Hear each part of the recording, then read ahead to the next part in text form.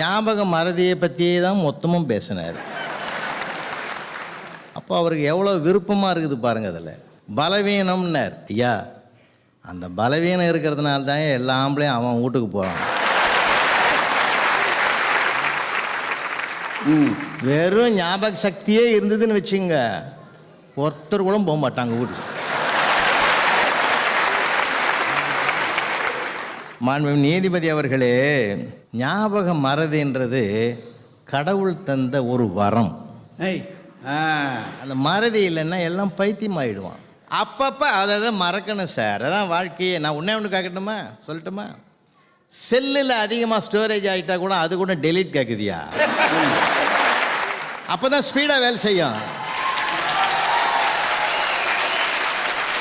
அப்போ நான் கேட்குறேன், செல்களால் ஆன மனிதனுக்கு ஆண்டவன் கொடுத்த அருட்கொடை மறதியா? நான் ஒன்றே ஒன்று கேட்குறேன், சிலதை ஞாபகத்தை வச்சுக்கணும், பலதை மறந்துடணும்.